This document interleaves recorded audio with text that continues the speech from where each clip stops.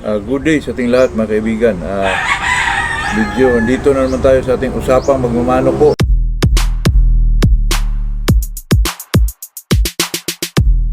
Medyo natagalan tayong mag-video mga kaibigan kasi busy talaga tayo po.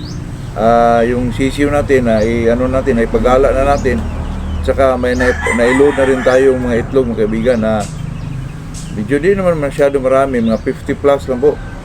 Kasi yung kaibigan natin na nag-breed sa manok natin, nagati dito medyo lang po, 30 plus lang ang Tapos may itlog din ako rito na na-breed natin sa jet sweater sa 5K, jet sweater sa gold.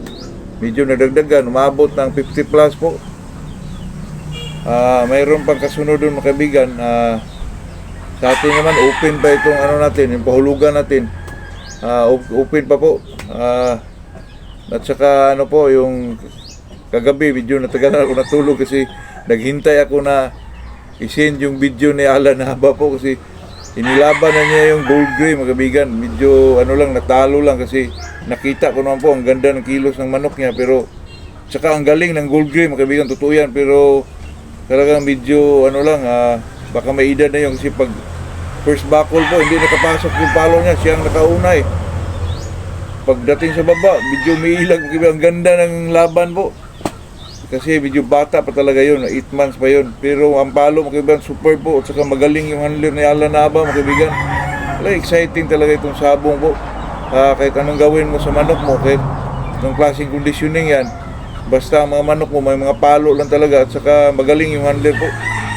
Nakita ko mga kaibigan, nagpaulan sila ng mga palo pero hindi hindi nakapasok ng palo yung gold gray po. Ginantihan mga kaibigan, talagang kumakabit yung tari ng kalaban po. Medyo doon siya nadidiin mga kaibigan, ganun talaga ang sabong mga kaibigan. Kaya sa atin mga kaibigan enjoyment talaga ito po. Bago tayo mag-umpisa ay shoutout muna tayo kay Dolphy Tagmaya, Panabo, Davao del Norte. Saka itong si Midas Dasa, Supidin La Union, at sina Boss Lando Makusi, Boss David Arsiga,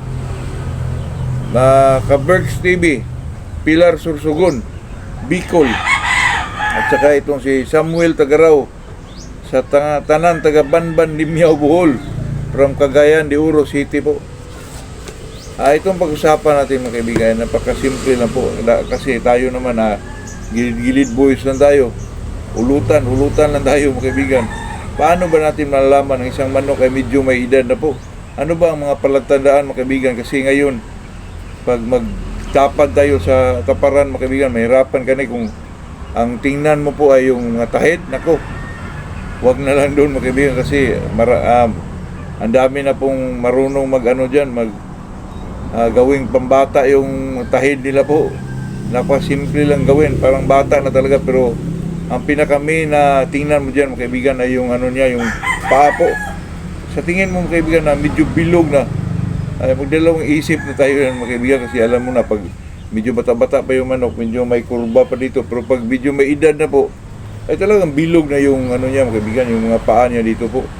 At saka number 2, itong mga kaibigan, itong balahibo mga kaibigan, lalo na sa buntot. Pag nakita mo medyo malapad na, makita mo naman yan mga kaibigan, yung saka yung balahibo niya na medyo magulang na talaga, saka yung mukha mga kaibigan, pag nakita mo talagang kulubot-kulubot na ay talagang magdalawang isip ka na dyan. Pero sa akin mga kaibigan, ang tingnan mo talaga yung niya, yung mga dito niya, kasi may mga manok mga kaibigan na kahit may edad na talaga makinis pa rin yung dito tingnan mga kaibigan, pero pag may edad na talaga medyo makita mo na sa kaliskis nila mga kaibigan na medyo sapaw-sapaw na, ay medyo may edad na talaga ang manok na yan. At saka number 2 dyan mga kaibigan, pag medyo ang manok kalmado na, medyo may edad na yan talaga. Kaya sa atin bilang sa bungiro, sa ulutan lang tayo mga kaibigan, kailangan talaga ipadala yung manok mo sa medyo marunong talaga, kasi may mga tao kasi mga kaibigan na talagang gifted po sa sa pagpili ng kalaban mga kaibigan. Kahit sa isang tingin lang niya, alam niya kung ano ang estilo ng away ng isang manok mo, totoo yan. may tagatapad ako dati ng galing po. Kasi napaka-importante yung mga kaibigan, yung magtapad ka.